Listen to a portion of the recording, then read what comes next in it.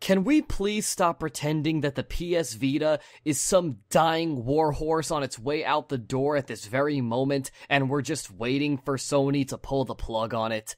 Thanks. What's up, guys? My name is Mike of Coed Gaming, and the game you are looking at is Freedom Wars for the PlayStation Vita, released in 2014 under the development of SCE Japan, Shift, and Dimps. This game is a 1 to 4 player action role-playing game in which most of humankind has been locked off into their own cities known as panopticons, in which they all wage war against one another using giant monsters which you and 3 other friends can team up together to fight. This game has received worldwide praise in almost every region it has been released in, scoring an 8 out of 10 on GameSpot and an 8 out of 10 on IGN. Needless to say, Freedom Wars is a definite hit with the PS Vita community. Oh yeah, that's right. We're supposed to believe that the PS Vita has no games and it's on its way out the door, right? Wrong. Now sure, it's easy to say that one game cannot save an entire platform, and that is most definitely correct, including for the PS Vita. Now I've already made one video talking about the available titles on the PlayStation Vita, and in that video I listed a few titles that are not out yet. However, this video is not going to be like that. I'm not talking about the games that are available and soon to be available for the Vita that show that it's a system worth having in your collection. No. This video is different. This video is going to be a response to the recent news that's been reported about the Vita that Sony is going to discontinue the PlayStation Vita next year, and that it's being written off as nothing more than a legacy platform right up there with the PlayStation Vita TV. I'm also going to address the news recently of the PlayStation Vita being unofficially declared Sony's last handheld platform because the climate is quote-unquote too unhealthy for Sony to continue their handheld line. I want to start with that news first because I feel like it is the most impactful because it is not shrouded in controversy, unlike the previous statement. Now, where do we start? Shuhei Yoshida, the current president of Sony Computer Entertainment Worldwide Studios, recently said that the climate is not healthy for a PS Vita successor because of the quote-unquote huge dominance of mobile gaming. This is an interesting statement to make for me personally because I am torn down the middle on this issue. Number one, Yoshida, let's not mince words. The climate for portable gaming is just fine. The only reason you are saying that is because the PS Vita is unfortunately not selling nearly as many units as you thought it would, and it's getting its ass kicked by the 3DS every single week. This brings me to my next statement regarding mobile gaming. We've heard it all before. Mobile gaming is going to replace handheld gaming in the future. There's going to be no more dedicated handheld gaming systems, and it's all going to be on your phone. Okay, that time may come, but let me tell you something. It's not happening right now. It's just not. Now, some could say, well, look at the success of games like Candy Crush. Look how much money those games make. Those games, yes, they make a lot of money, but those games will never be a replacement for the full-fledged games that gamers have come to expect on mobile platforms. For starters, all of these games are played with solely touch controls, and anyone who's a gamer can tell you touch controls are fine to an extent, but if you are going to play all of your mobile games, all of your handheld games using just touch controls, eventually it is going to wear off. Why? Because not all genres of games translate well from physical controls to touch controls. Puzzle games like Candy Crush tend to do very well on touch devices because the way they're played can be easily substituted from physical controls to touch controls no problem. However, when you start to find problems is when you get into games like strategy games and platforming games, especially platformers that require a lot of precise movement. If you want to be able to play a game like New Super Mario Bros. 2 on the 3DS, you need physical controls for that because you need to have a lot of twitch reactions. You need to be able to play this game in a manner where at the very slightest little moment, you could change your path. You might not be able to do that with touch controls because touch controls will never be as responsive as physical buttons. Why? Because the physical buttons is just a simple 0 to 1. 0 is when it's not being pressed, 1 is when it is being pressed. And there's no touch area to deal with. There's no missing your mark when you go to press a button. I know a lot of emulators on smartphones and tablets have emulated controls, touch controls on the screen, and it's a certain area that you have to touch for the button to press. I'm sorry, that is fine for a while, but eventually, I just get sick of it and I want my real buttons. With that said, it's very easy to look at the technical specifications of these smartphones and tablets and learn that yes, these devices are often more powerful than handheld platforms like the 3DS and the PS Vita.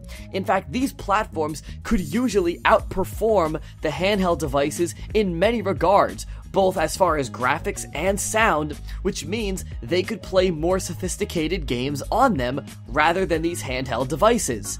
My question is, where are they?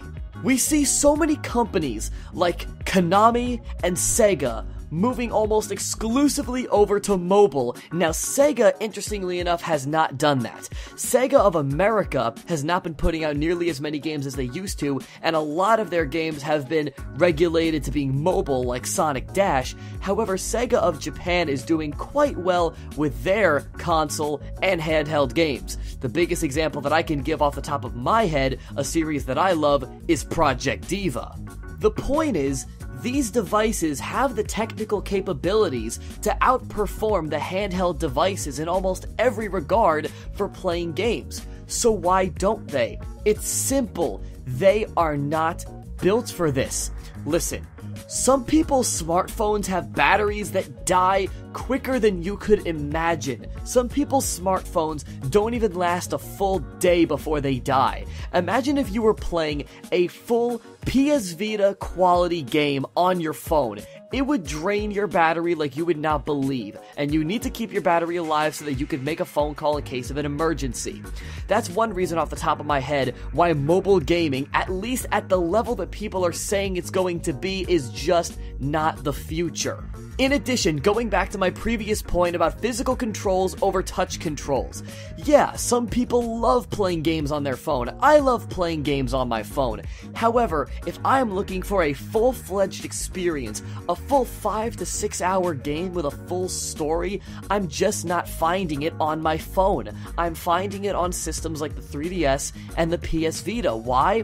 Because those are dedicated gaming devices. Smartphones are just that. They're all-in-one devices, but there's only so much that they can do before it starts to get a little bit unnecessary.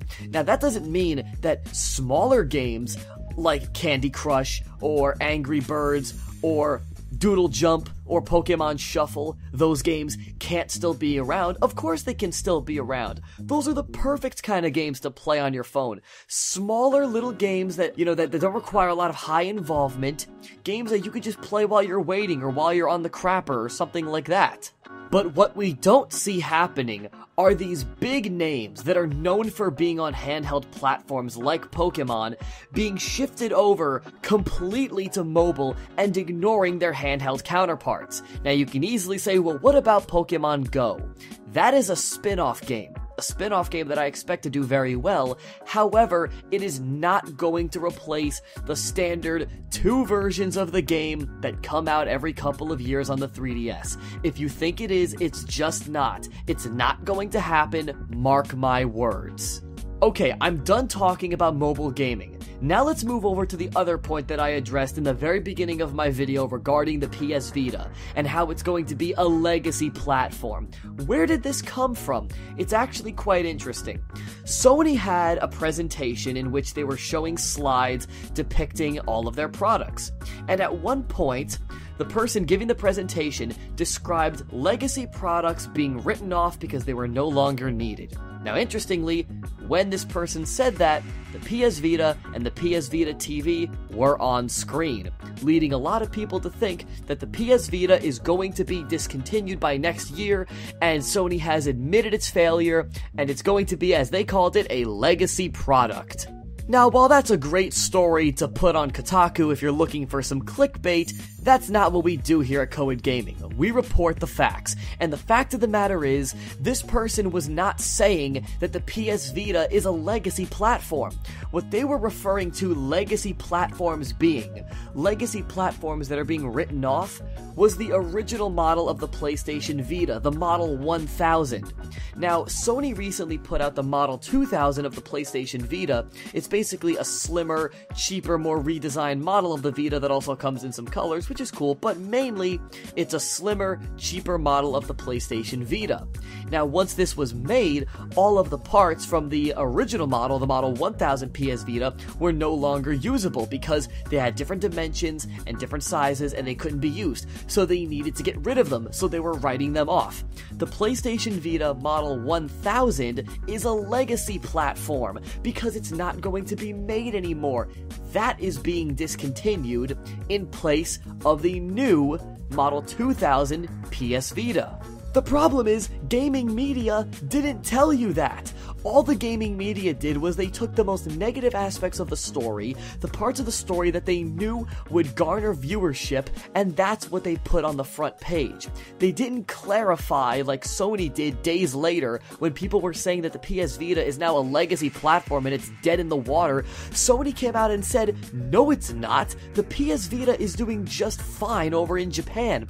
In fact, the PS Vita is actually matching and in some weeks topping PlayStation 4 sales in Japan. But we're gonna say that it's a legacy platform and that it's dead in the water because there's no big AAA games being made for the Vita because it doesn't have those big names being drawn to it. Listen, I understand that's what the Vita was made to be, but clearly that's not what it is anymore.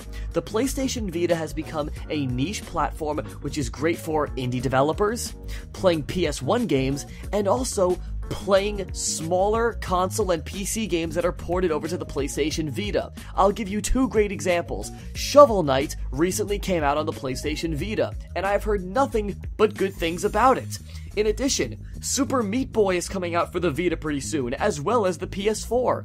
Those are games that are going to attract people that have a Vita, and it's also going to attract people who love those kinds of games that want to be able to play them away from their house. Those are the kind of games that people are looking for when they want dedicated gaming machines. Try to play a game like Super Meat Boy on a phone with touch controls. If you've ever played that game and you know how hard it is, that is not happening. The PlayStation Vita, while yes, not reaching its financial goals in the United States, has continued to thrive in Japan. Why? Because there are so many more people in Japan that love handheld gaming. They also love mobile gaming, but handheld gaming is not slowing down in Japan. In fact, I would say it's on the rise thanks to things like the 3DS and the Vita.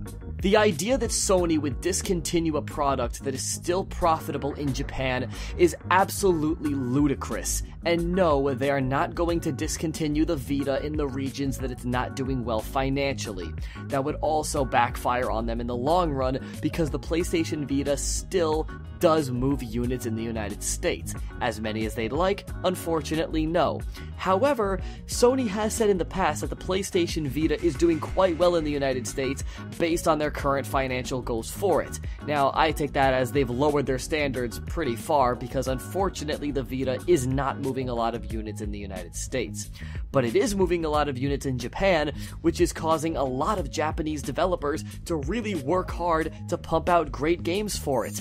Listen, if you're a Vita owner, or you want to become a Vita owner, these are the three type of games, in my opinion, that the Vita is great for. RPGs, visual novels, and rhythm games. There are plenty of great titles in those three genres to keep a fan of those genres coming back for months and years on end. Again, the PS Vita is not a legacy platform, it is not dead, it's just having a bumpy ride. Look towards Japan if you want to see the success of the Vita, because that's where all the greatness is coming from. If you ask me, I'm going to keep on playing those great games that are coming out of Japan, thankfully many of which are getting brought to the United States because a lot of RPGs obviously are text-heavy and must be translated. There are a lot of great RPGs on the PlayStation Vita, there's a lot of great visual novels, and a lot of great rhythm games. And if that's what the system is going to be remembered for, then so be it. I would rather have a system be remembered for doing a few things that were great than trying to do a bunch of things and not doing any of them right at all. I think the Vita has figured out what it's good at, and now it's gonna focus on that. Or, you could just listen to all the big gaming publications that say that the PS Vita is dead because it looks good on the front page. Whatever, you can do whatever you want. My name is Mike from Coed Gaming, and I'm like a broken Xbox. I don't play no games with this shit. What's up guys, thanks so much for watching, and I really hope you enjoyed that video. If you haven't gotten a chance to already, make sure to check out last week's video, which can be found right here. Also, if you haven't gotten a chance to already, make sure to like our Facebook page and follow us on Twitter.